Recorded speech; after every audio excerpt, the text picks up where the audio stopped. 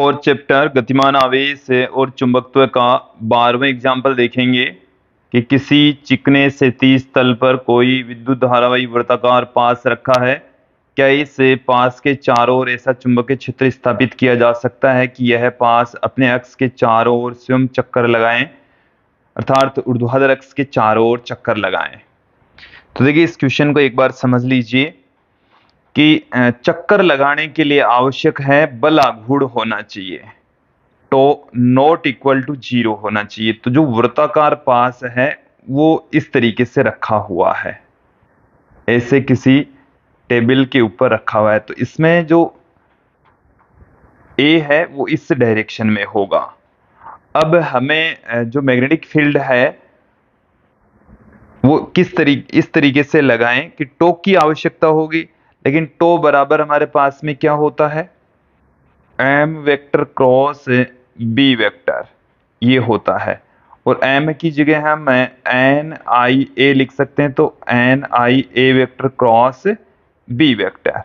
और बल आघूर्ण यहां पर काम करें, तो बल आघूर्ण यदि यहां पर काम करें तो यहां पर आप देखेंगे क्षेत्रफल सदिश इसके ठीक लंबवत ऊर्ध्वाधर दिशा में है।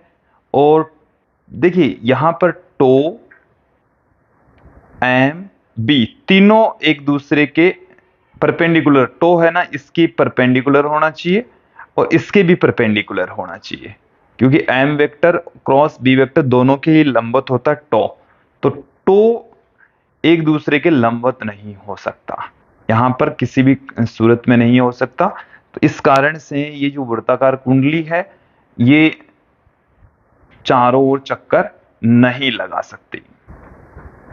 थोड़ा सा और क्लियर कर लें इसको कि जो टॉर्क की डायरेक्शन है वो आपको, मतलब ये जो वृत्ताकार पथ में ऐसे घुमा रहे हैं, आप ऐसे घुमा रहे हैं तो टो ऊपर की ओर होगा दाहिने हाथ के अंगूठे के नियम की सहायता से। तो अंगूठा यदि इधर आप ऊपर कर रहे हैं तो जो मुड़ी हुई अंगुलियां है आपके पास में वो इस तरीके से, अंगूठा थोड़ा बड़ा हो गया तो टो इधर है तो ये इस डायरेक्शन में घूमेगा।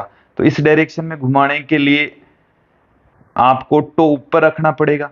तो टो की डायरेक्शन तो ऊपर है, तो ऊपर पहले से ही ए है, तो ए और जो टो है वो एक ही दिशा में नहीं हो सकते, ये परपेंडिकुलर होंगे तो ही टो क्रिएट होगा। ओके, तो यहां पर ए और टो एक ही दिशा में, इस कारण से ये घूर्णन गति नहीं कर सकता। ये क्लियर हो जाना चाहिए, समझ में आ जाना चाहिए।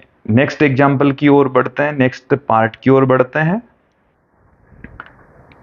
कि कोई विद्युत वाही वर्ताकार पास किसी एकसमान चुंबकीय क्षेत्र में स्थित है। यदि यह पास घूमने के लिए स्वतंत्र है तो इसके स्थायी संतुलन का दिक् विन्यास क्या होगा। यह दर्शाए कि इसमें कुल क्षेत्र का फ्लक्स अधिकतम होगा बाह्य और पास द्वारा उत्पन्न। चलिए देखिए यहां पर हमारे को दे रखा है स्थायी संतुलन। संतुलन की स्थिति में टो 0 होता है, संतुलन की स्थिति में टो क्या होता है, 0 होता है। टो की वैल्यू क्या होगी, 0। और टो बराबर हमारे पास में है एम बी साइन थीटा। और स्थायी संतुलन के लिए थीटा की वैल्यू होती है 0 डिग्री। थीटा की वैल्यू क्या होगी, 0 डिग्री। इसका मतलब यहां पर क्या हुआ है कि थीटा बराबर 0 डिग्री, तो इसे मैं ऐसे लिख सकता हूं N I A B sine theta. और यहां से टो बराबर हमें देखिए क्या मिल जाएगा, 0। तो ये यहां पर टो 0, इसका मतलब ये हो गया है कि ए और जो बी है, ए वेक्टर और जो बी वेक्टर हैं वो एक दूसरे के समांतर होंगे। देखिए इसको एक डायग्राम के जरिए समझेंगे। इस तरीके से वृत्ताकार कुंडली है और इसमें क्षेत्रफल सदिश इस डायरेक्शन में है और चुंबकीय क्षेत्र भी उसी डायरेक्शन में ही होगा। दोनों एक दूसरे के समांतर हैं तो वो तो तभी पॉसिबल है, एक दूसरे के समांतर तो एक ही डायरेक्शन में होंगे। तो इस स्थिति के अंदर इसमें से गुजरने वाला फ्लक्स है वो मैक्सिमम होगा, क्योंकि ये चुंबकीय क्षेत्र के परपेंडिकुलर रखा हुआ है। ओके, नेक्स्ट पार्ट देखें इस क्वेश्चन का जो अंतिम पार्ट है वो क्या कह रहा है कि अनियमित आकृति का कोई विद्युत धारावाही पास किसी बाह्य चुंबकीय क्षेत्र में स्थित है। यदि तार लचीला है तो यह वृत्ताकार आकृति ग्रहण क्यों नहीं कर लेता। ये हमारे क्यों ग्रहण कर लेता है, तो एक ऐसा कोई तार होता है और यदि आप इसे चुंबकीय क्षेत्र में रखते हैं, इसे इस तरीके के चुंबकीय क्षेत्र में आप पुट कर रहे हैं, ओके, ऐसे मैग्नेटिक फील्ड की डायरेक्शन है इस तरीके से।